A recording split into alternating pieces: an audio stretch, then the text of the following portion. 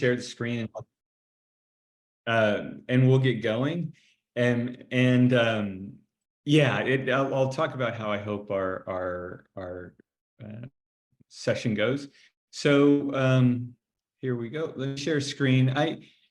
Like a lot of folks, when I do a session, I do slides just to remind me of what I want to talk about, not that I want to lead through slides. It keeps me disciplined. If you have a conversation with me, you'll know sometimes I can go sideways and things like that. So it's fun. So welcome to this session, practical advice for your career and how to ascend. And as we get going here, I want to start by acknowledging this is one of my favorite quotes, and I don't know what the author's from, but I took it from an article I read once in the New York Times, but they had this quote: for every complicated problem, there's a simple solution, which is wrong. And we need to acknowledge that what worked for me in my career is probably not going to work for you in your career, because your context is different, your personalities are different, and your strengths are different, right? So take my principles with a grain of salt, and hopefully it provokes some thought for you, okay, and some takeaways. All right, so one of the things is, like everyone, I struggle on Zoom to make it a two-way conversation. So I don't want this to be me to you. I hope that you unmute yourself and interrupt me. And I'm Cuban American. I've been in families, Latinos, we just interrupt each other. There's no rudeness to this. So get me mid-sentence, I don't mind. So I hope that it's a conversation and I say things that might provoke and get you thinking. But if you don't mind, could you write in the chat, what is it that brought you here?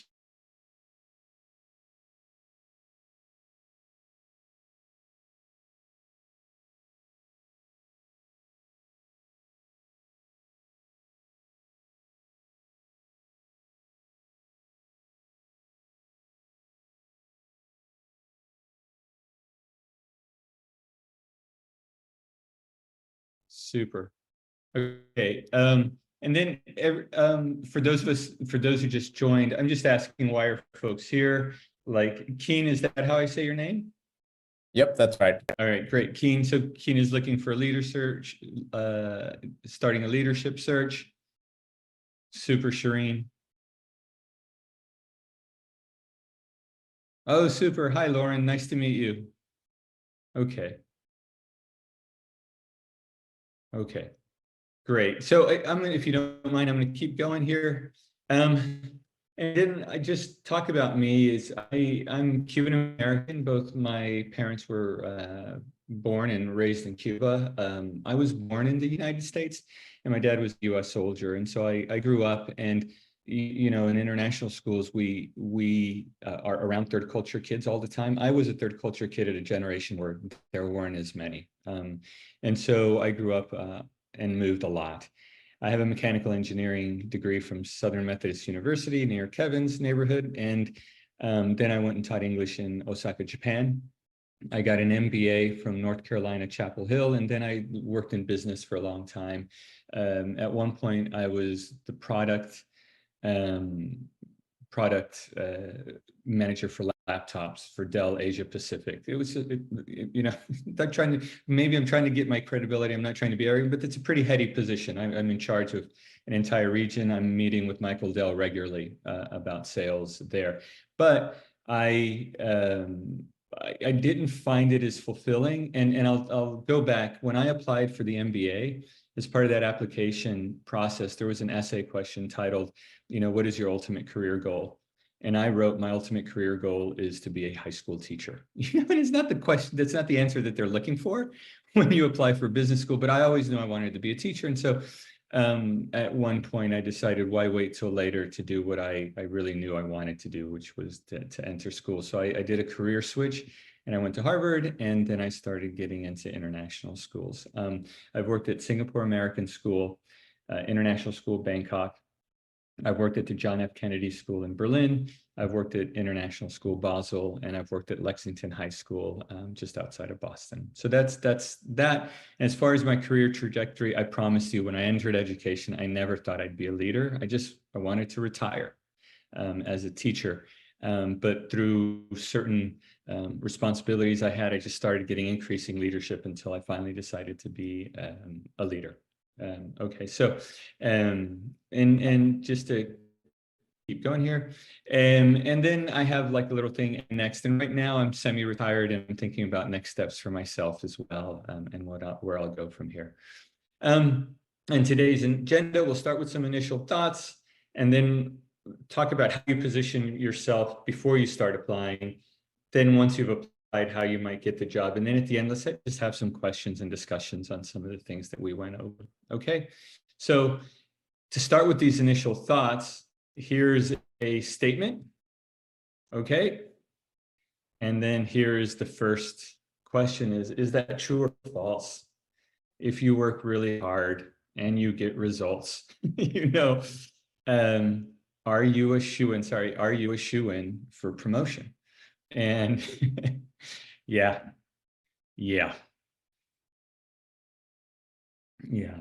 So,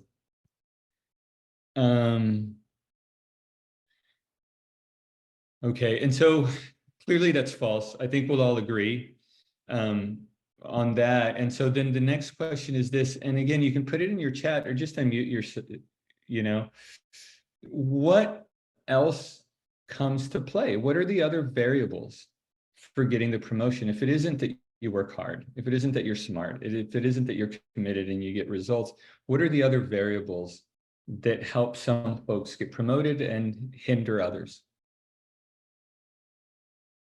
Great. Who you know? Thank you, Shireen.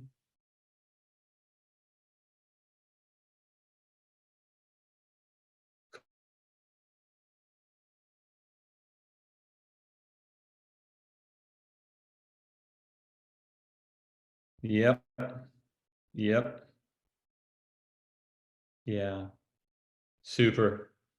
Okay. I'm going to then ask, politics and gender and race. Yeah, I mean, I think we're nailing them, right?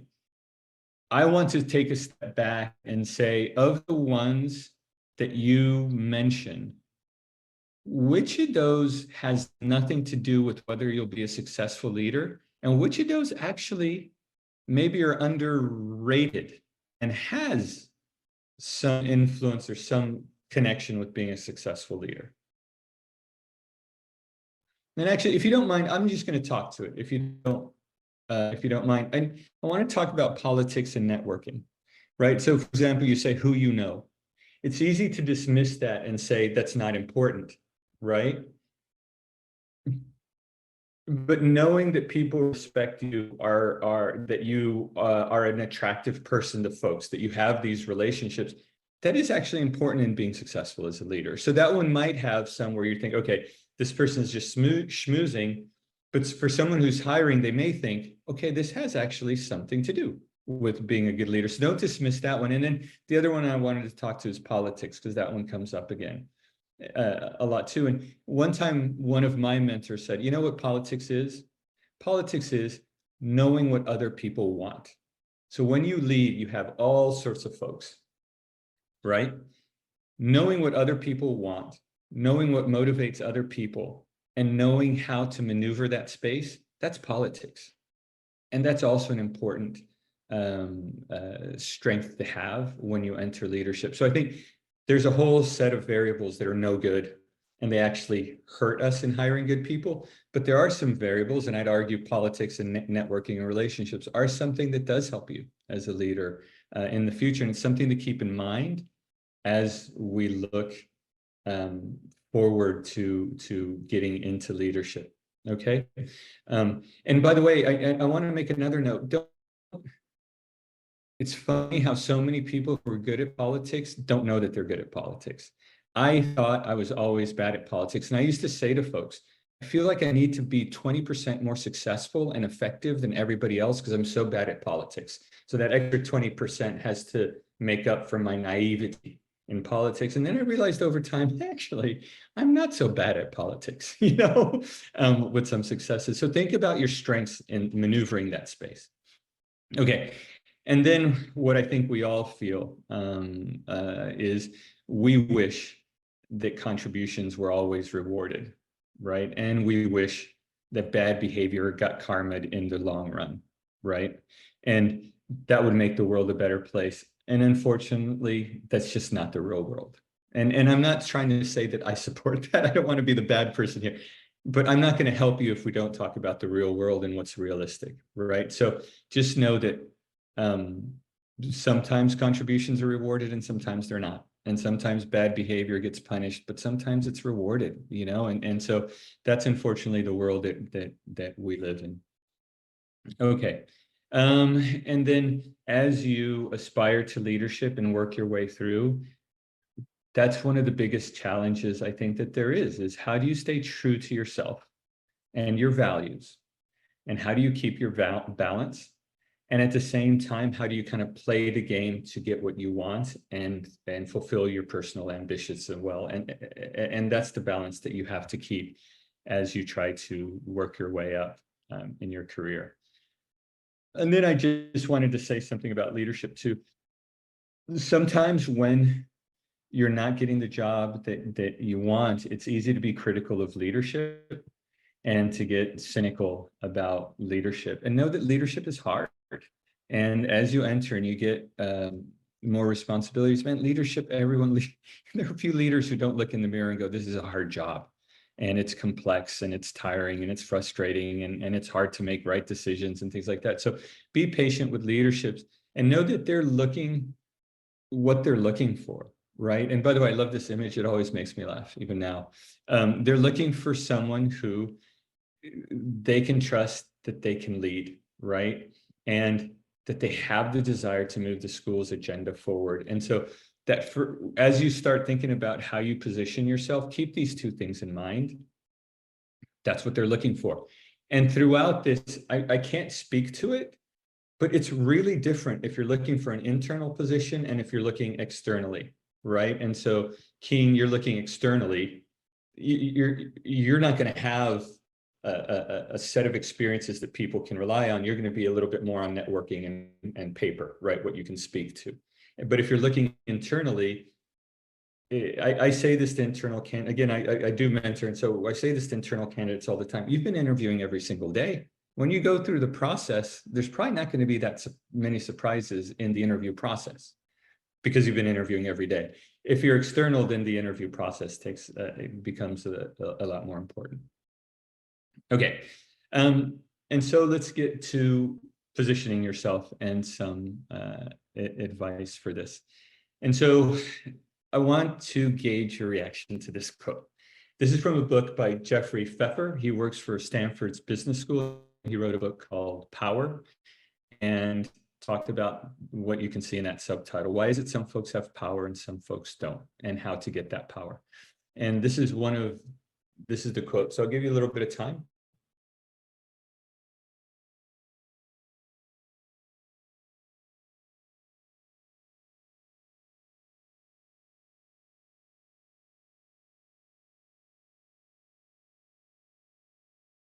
Okay.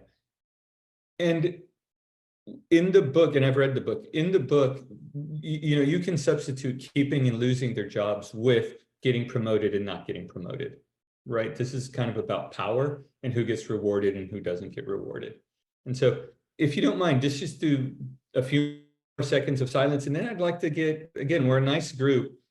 If you feel comfortable, just unmute yourself and tell me how you react to that quote.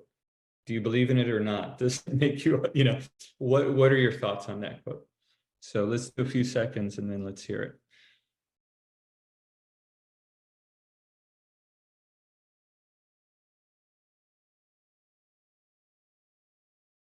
Okay, anybody want to share?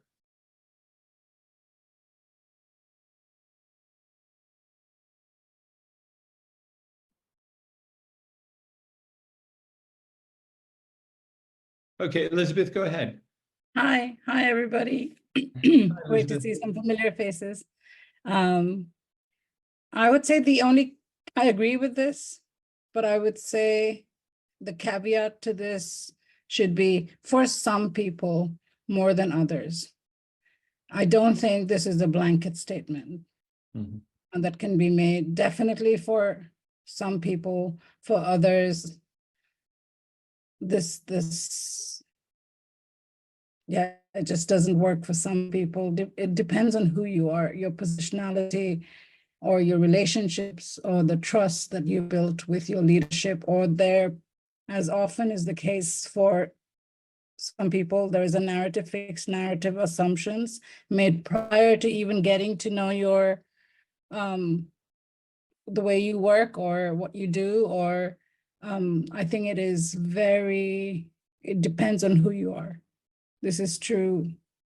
Others don't even get a shoe in to prove themselves. Mhm.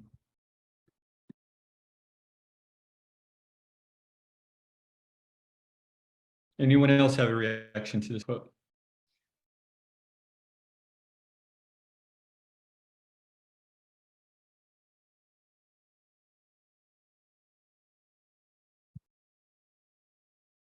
Okay. The reason I chose this quote is just when you're a teacher and a teacher leader, so much of your energy goes into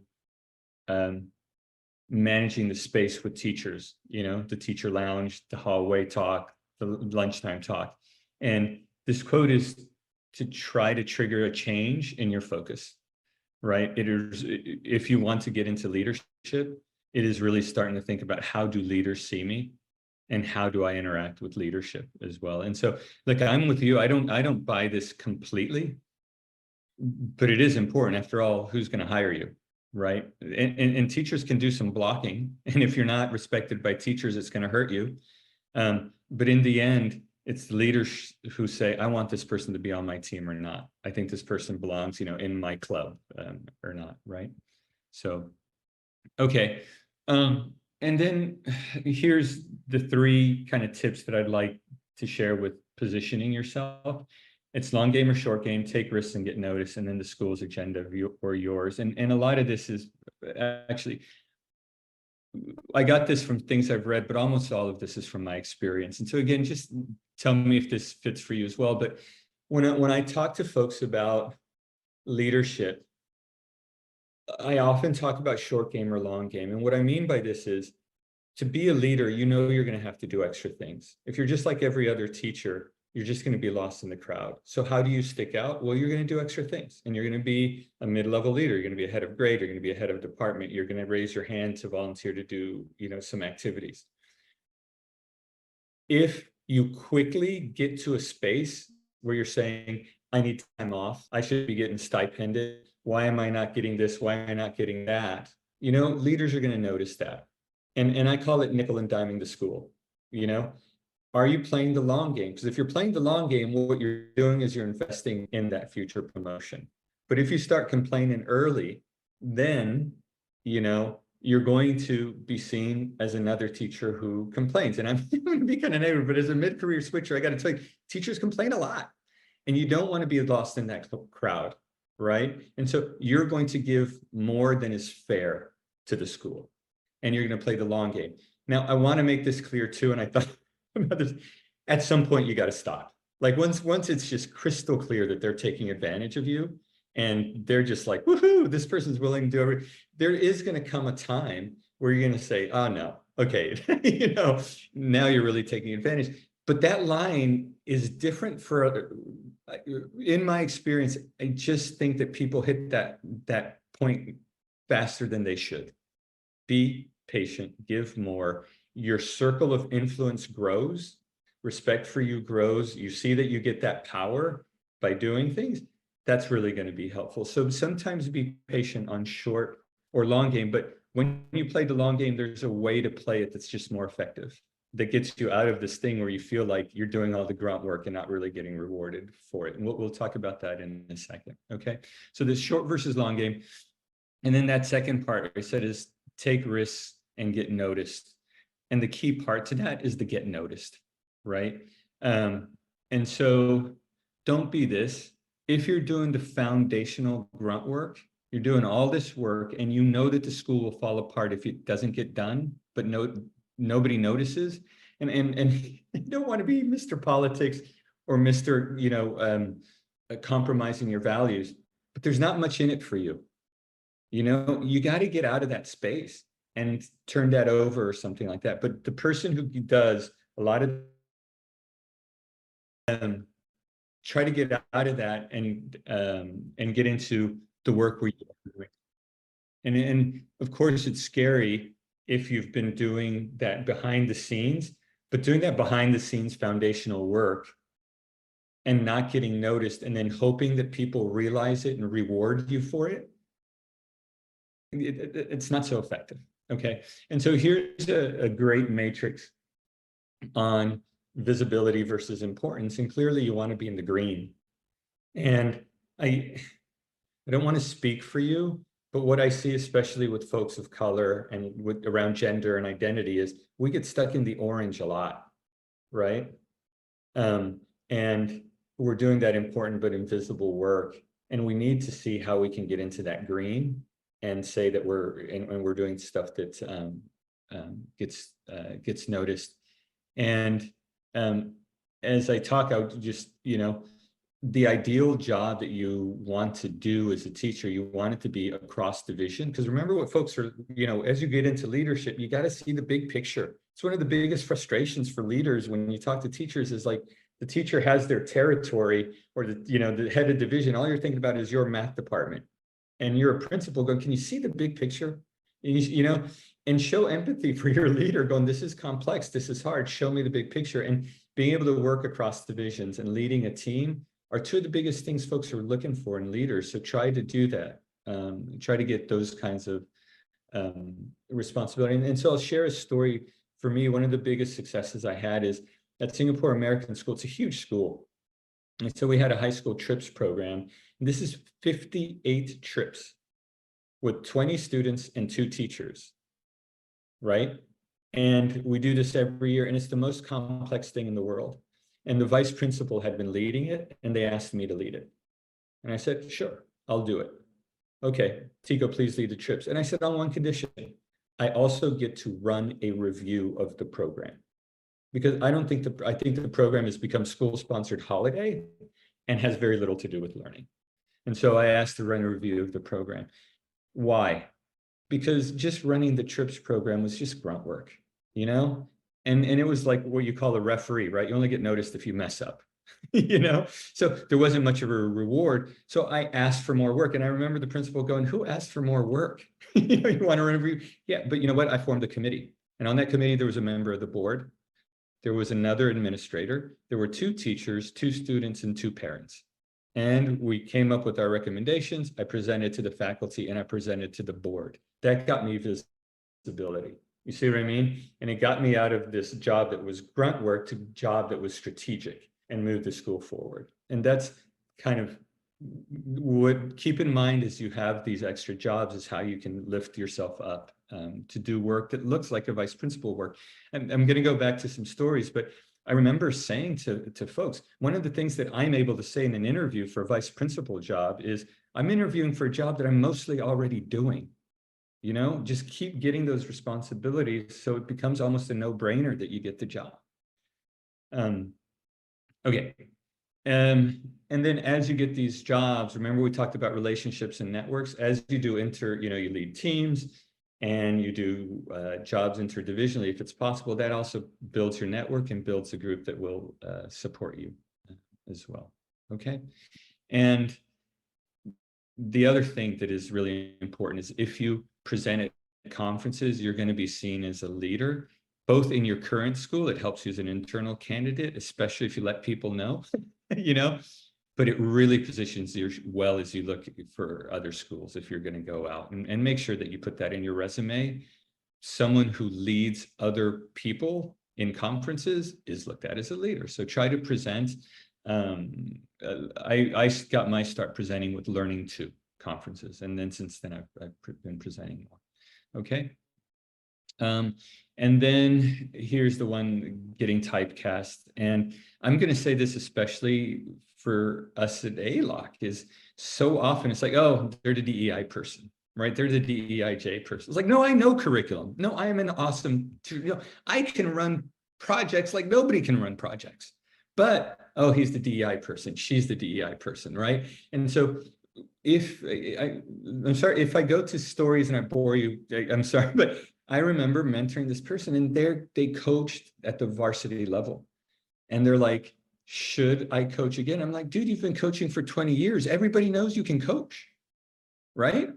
Do something else. Get in that curriculum committee, get in something else. But, don't just stay in this thing, because now you're just getting tired. They're the jock, does that make sense? So try to, as you get jobs, not to get typecast. And that happens a lot. And I want to say again, thanks, Elizabeth, for saying that. Token DEI person. No, I helped us move forward in standards-based grading.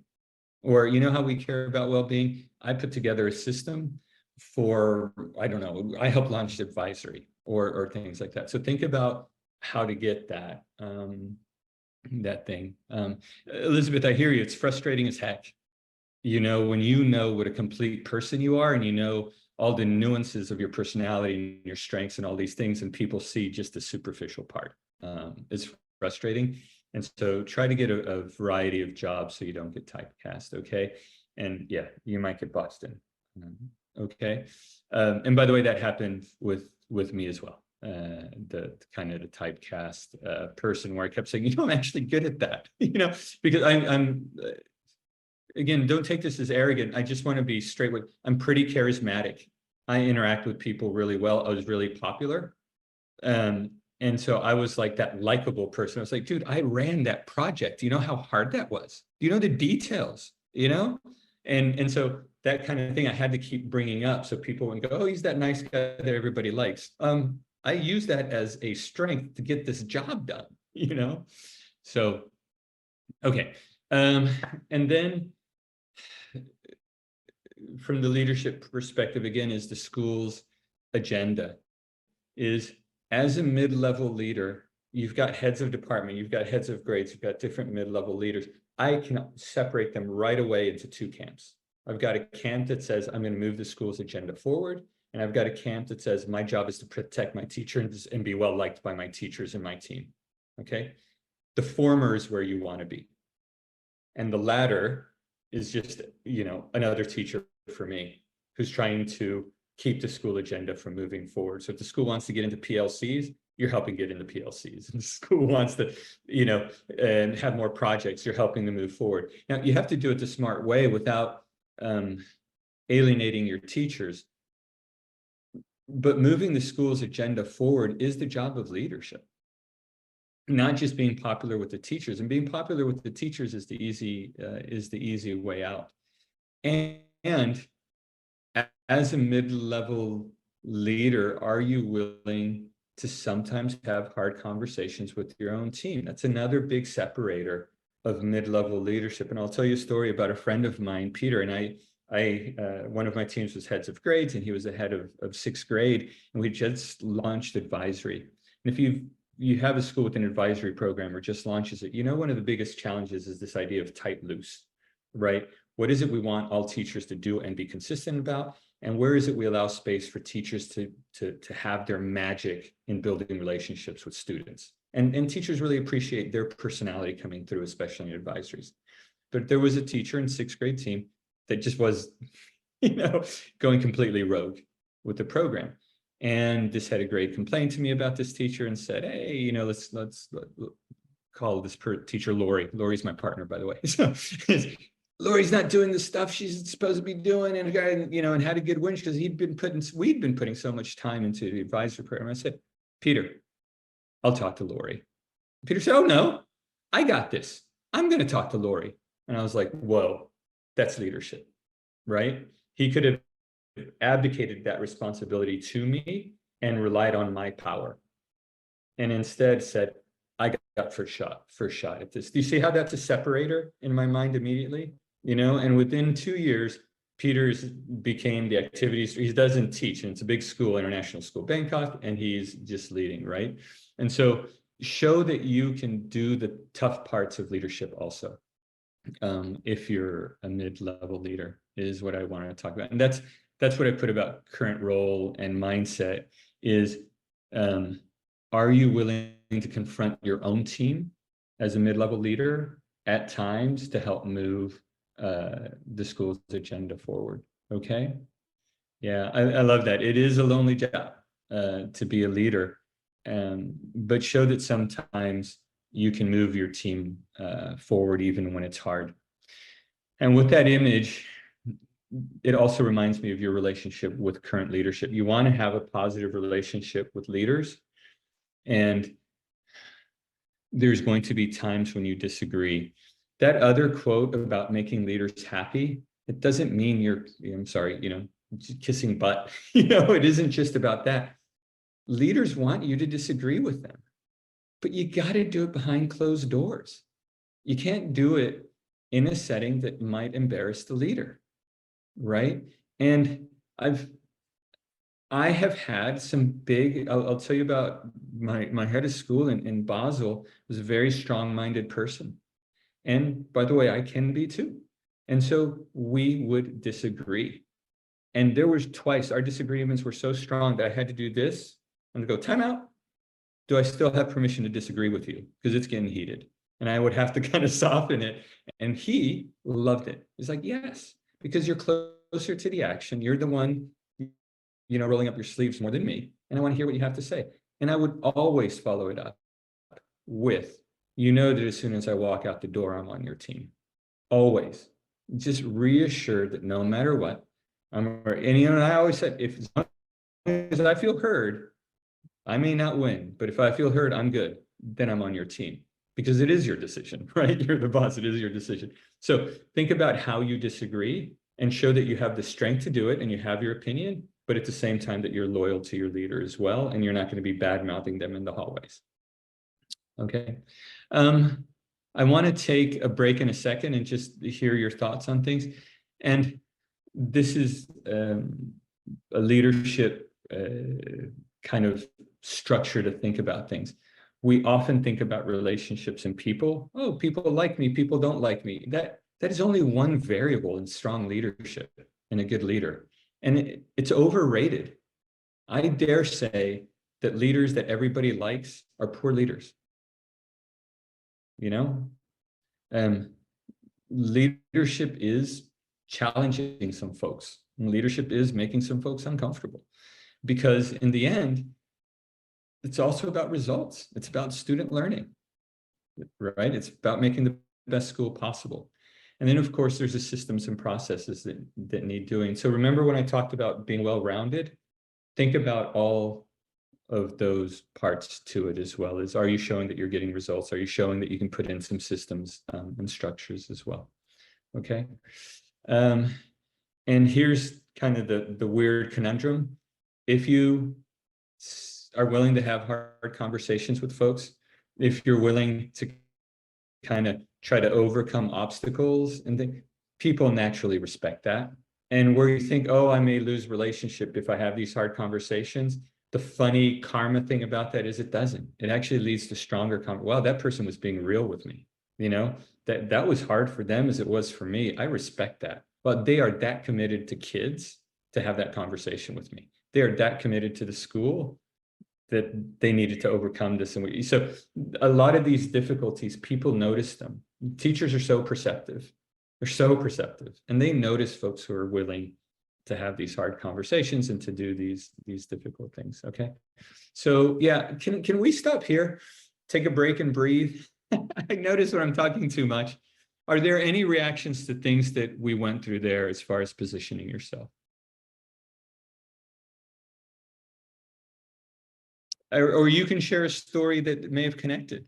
When you said this, it reminds me of this situation. I handled it well. I handled it poorly. Let me know.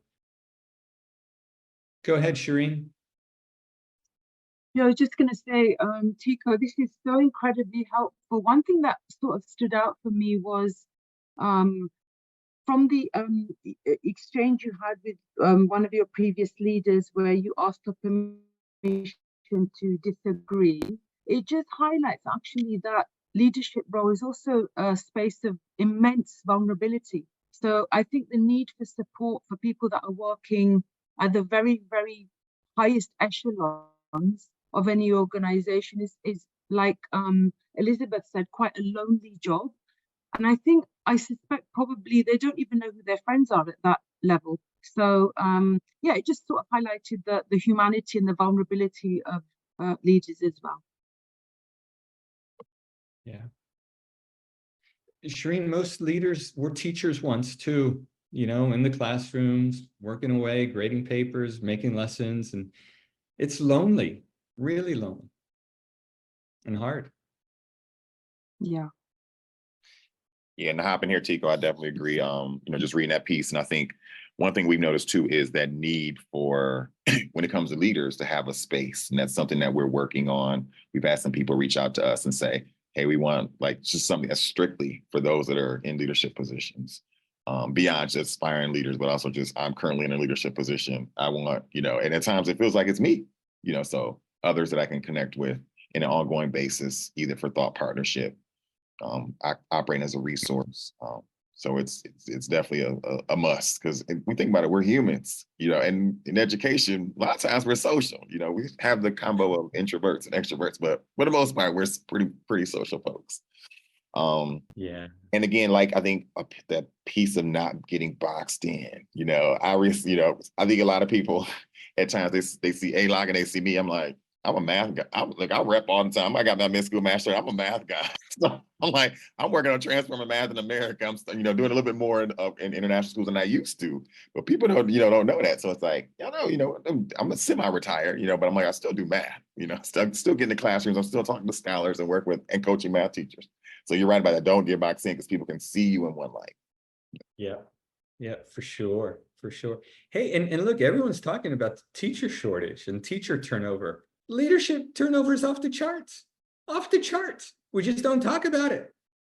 It's so hard, so lonely. And when teachers suffer and teachers struggle, it's like, how do you call it? Like a whip. The leaders at the end of the whip on the receiving end of all these emotions. I got to get this complex job. It's really hard to do.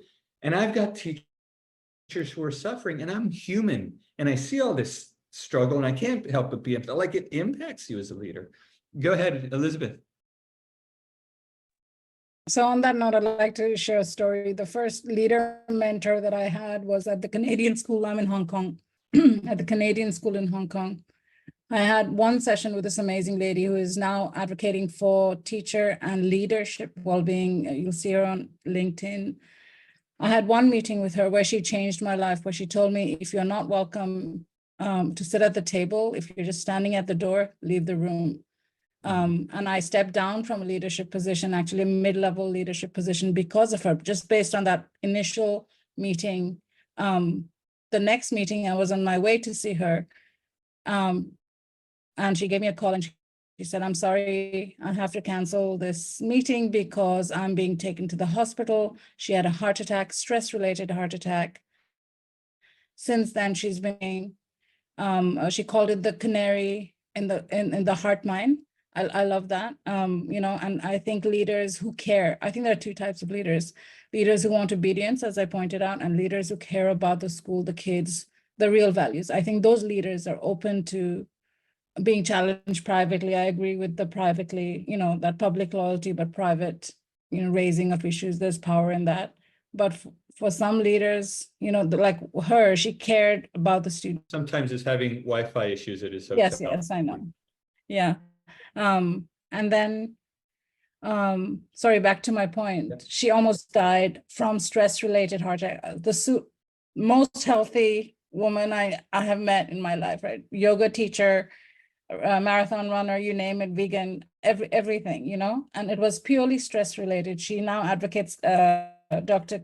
Kelly. She's on LinkedIn, and she incredible leader, but she made me realize, and since then I've done more well-being, but I do think there are some leaders to talk to as a BIPOC woman, and there are some leaders who don't expect it or allow it from somebody like me, if that makes sense. Sure. Yeah. Yeah, look, I totally agree with you. And I'll give you one story on the other end. I started leading out on research and development at Singapore American School. We're doing these famous innovation tourism trips all over the world, and we really wanted to go from, it wasn't good to great, it was kind of a great to greater. And I was deeply involved in it without a title or a position. And the principal and I were like hand in hand running this. And at one point we had to present to the board. and I prepared a bunch of slides. I kind of knew it at a level of detail better than him, and I presented some slides. Hey, let's go over these slides. So when you present to the board, we kind of go through it together, and I kind of help you out. And a lot of folks, you may know him, is Dr. Tim Stewart. Love this guy. And Tim said, oh, I'm not presenting, you're presenting. Talk about having low ego, low needs, a secure leader, and said, let's do this for Tico. And he gave me that platform. And now let's talk about the opposite, Elizabeth, which is what I think you're referring to. What about that high ego, insecure leader? Yeah. How do you disagree in a safe way? It's hard. It's really hard, where any kind of challenge is seen as a personal challenge. And it's like, I'm trying to focus on the issue, not on you. And they are the ones having a hard time getting to that place, no matter how softly you try to deliver it, right? Absolutely, 100%. Yeah, and I like what you said about the British schools. I found the same thing. I found British schools, and I suffered as a leader. So remember, I'm Dell Computers. Tech companies are famously quick.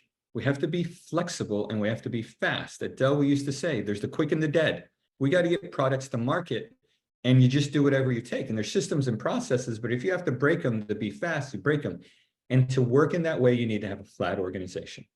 So tech is famously flat. I love that. I love giving power to others. I love being one amongst many. My team used to say, Tico, if there was a hidden camera in this meeting, no one would know that you had the highest title. And I'm like, that's exactly what I want. But then you go to British schools, and even your teachers want this hierarchy. What's Yes. the decision, Tico? Like, dude, I want to come up with the decision together. The pecking orders, yes. Yeah, and- exactly. I want to take Yeah. orders. A good leader gives me orders, and I'm like, I'm kind of uncomfortable myself, because of course I can make decisions. I know I have to do that, but I don't want that to be the standard operating procedure. I want to do that on occasion. And I found British schools, which I worked, international school, Basel was a little more British. That was an adjustment I had to make as a leader, that my low hierarchy, distributed leadership, distributed decision-making wasn't appreciated by everyone in the British school. I'll come and work for you anytime, just saying. I think I'm done. Thanks. Okay, and then some tips for that. So let's say you've positioned yourself well. And again, let's remember I think- that it's, Kian had his hand. oh, I'm sorry, go ahead. Sorry. Yeah, thanks, Elizabeth. I think for me, like I do like what's making sense, like the sense of positioning yourself, but I think the wondering I'm having in my head, and maybe in part 3. Most famous type. The most famous one might be a Steve Jobs type. I'm going to blow it up and we're going to do things completely different. And I see this. And then there's another type of leader, and this is really hard. Think about it. It's the one who takes that vision and makes it a reality. I see what you're trying to do, and I'm going to be the one who gets it done. And you go think of new visions. And then there's the other one who says, we've got these processes and systems and they just make no sense.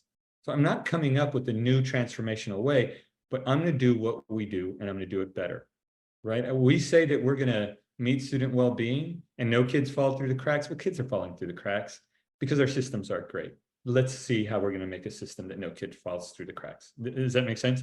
And then there's the other ones, and it's just to keep the trains running on time. I love what we got, and I'm going to manage that. Okay.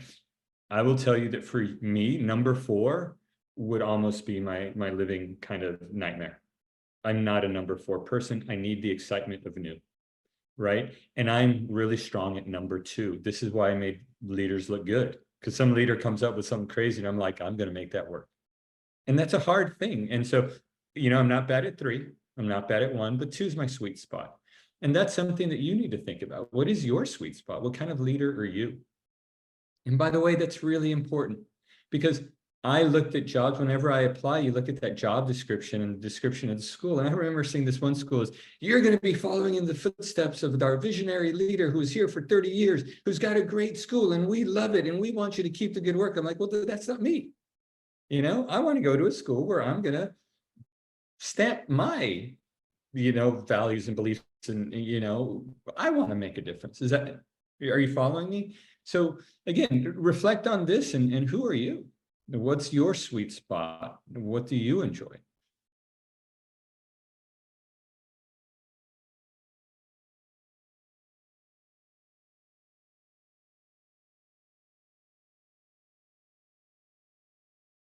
Right, just put the number 1 through 4 in the chat. It would be fun. Kevin's 1 and 3.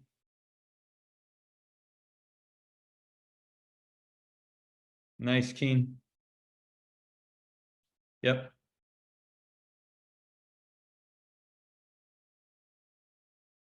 Super. Yeah, I worked with Chip Kimball, who's now in head at International School Prague. He was at Singapore American School. He's like the most #1 you've ever seen. If you want things to go slow and steady, you don't want to work with. He's blowing everything up. And so no. You know, you're like, oh, you know. Yeah, you can see what it's different to work with different folks. Okay. All right, and then another one is Strengths Finders, and a lot of folks know Strengths Finders, but I found it really useful, and so I just did a little screenshot of my resume. You can see I even put it on my resume for a couple of reasons. It's a great conversation starter. Other people do Strengths Finders, you know, and so it helps build connection. The Strengths Finder. So do that. The other thing I found is it helps me with interview questions. Not like the obvious interview question, what's your strengths, right? But they say, oh, how do you get jobs done? Well, I'll tell you how. I'm an activator. I go from talk to action faster than most. So I can use my strengths. I use positivity. I like to smile. I like it to be a happy place. I'm optimistic. So you see what I mean? If you get your strength finders, you both know yourself, and it helps frame answers to questions when stuff. Okay, so that's a suggestion as well. And then the last one, remember, know yourself as a leader. Get a mentor or a coach. Try to find someone who's helping, who can do that. And it's not just about helping you personally in your growth, but they're also going to probably be able to open doors. I'll tell you that I've got a super strong network. I've been gone for a while, and you know, I do probably 6-7 Zooms a week with different folks, right? So it's both to give you advice, it's both to help you know yourself, and it's also to help you open doors too. Okay, so and there's a lot of different groups that can help you to get your foot in the door when you try to get stuff. And so I already told you my story. If I didn't know anyone at the school, I was getting turned down. It didn't matter what my resume was like, or my cover letter, or my philosophy of education. Just, you know, and then other schools, I knew someone who I was in. So so that's advice. And then as you prepare for the interview, these are just solid things to think about. They're always going to want to have stories. Okay, so have stories that speak to what the school needs. Oh, so you're looking at standards-based grading. Let me tell you my involvement in standards-based grading. Okay, so you're looking at professional learning communities. Let me tell you how my school, or how I let out on, you know, just think about that, right? And so have those stories straight. Next, think about your transferable skills. Remember, you're going from here to here. So there's just some stuff that you haven't done. So, but think about, you know, when I did this as a head of department, I learned these skills, and I'm really good at leading a team. And I'll tell you, that's my skill. I've been asked, what's your biggest strength? It's like I'm never the smartest in the room. You know, I'm not there. But man, for some reason, I can build teams that enjoy working with me, and we get a lot done. That's my transferable skill. And so think about what works for you. And then lastly is, there's going to be things that there's still going to be a gap. So you need to know that if you're going from here to here, there's always going to be a gap. You've never been a vice principal before. You've never been a principal before. So you're going to have to speak about learning and adaptability. I am a quick learner, and I'm tough, and I overcome obstacles, and I'm super adaptable. Here's how I can prove it to you. So those are 3 things to prepare for the interview that you should have really tight. Remember, I think all of us were that focus person when getting ready for interviews. I've got a list of about 100 and something interview questions. Whether I was interviewing someone or I was in a panel interview or I got interviewed, I went away and I put it in a Google Doc. And then for me, I made a copy of that Google Doc and I put my answers there. And those answers are always changing, but I put my answers there and I would practice those responses. You think that's crazy, but that's the kind of person I am. And so I smile a lot, I look easygoing, but I would sit with my Google Doc and I would spend hours going through that. And I would practice my responses and I would improve my responses. And then my challenge was to make them feel like they were organic during the interview because I was tight on them. And I could also kind of, what are your strengths and how do you get things done? I mean, it's kind of the same question, right? There's times where you notice that things were similar questions. So do practice answering questions so that you're not often stumped. Okay. So that's that. And so that's kind of my advice. And then and Elizabeth, as a new leader, how did you manage workload issues being asked to do leadership on top of a full load? Yeah, I that was hard for me. I suppose that in some ways I learned how to work efficiently and figure out what were, how do you call it, things of leverage. Like I can give every single student feedback on their homework while doing all this extra work. Or I can figure out another way to give feedback to students because I can no longer do it the way I used to. Does that make sense? I just had to start, I don't want to say cut corners and lower quality, but I had to just figure out ways to work more efficiently, for sure. Better systems. Yeah, yeah. And these were personal systems of how I got stuff done. Thank Great. you. Sure. And so we'll go to final questions and wonderings. I wanted to say, look, it is likely that you're going to apply and fail. That's not a failure, that's a success. Another story, one of my, well, who's now probably my best friend, he's an amazing person. I'm about to go see him in Sofia, Bulgaria. And one of my first, so this guy is like 6'2". He used to model in college. He used to row crew. He's probably one of the smartest people I've ever met. He's like super athletic. He's just amazing. And he was at Singapore American School, probably one of the top teachers that we had. So just an amazing person. One of my first conversations with him, I was talking about a job that I had applied for that I didn't get. And he kind of delivered it a bit arrogantly, you know, like, yeah, I've never applied for a job that I didn't get. And without skipping a beat, I said, and tell me how that's a good thing. Right? Are you challenging yourself? Are you stretching yourself? So it is likely that you're going to, come into obstacles. It's going to be part of the fabric of who you become, is how you maneuver these different obstacles that get put in your way and the times that you're not giving that thing that you want at the time. And in the long run, you don't know what makes you the beautiful you that you become. And that becomes part of, one of the things that helps you become wonderful. There's jobs I didn't get. And I'm so happy I didn't get them now looking back, right? There's kind of a Taoist thing about you don't know if it's good or bad when you get stuff that you think is bad news. So it's tiring and all that. But know that it might be a gift in the future, and know that you've got a lot of support. You've got ALOC here. You've got folks that want to help. And I personally would love to hear how you're doing and support as well. Okay. Happy Ramadan. Shireen, help me with this. Ramadan Mubarak. Perfect. Ramadan Mubarak, Ramadan Kareem. Thank you so much. Sure. And enjoy the weekend. But before that, any responses, any reactions, any thoughts before we sign off? Just to say thank you. This is really thought-provoking and just what I needed and uplifting. I will continue on the leadership quest. I won't give it up because of you. Oh, good, good. Well, let me know how you do. Feel free to reach out. And of course, as I said, we all have different networks. And so, you never know who I might know at a place. Okay. Thank you, Lauren.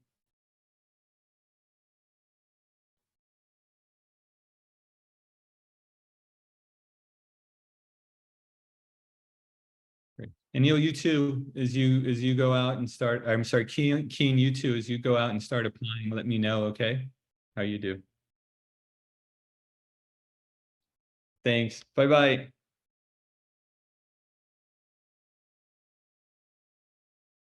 Thanks.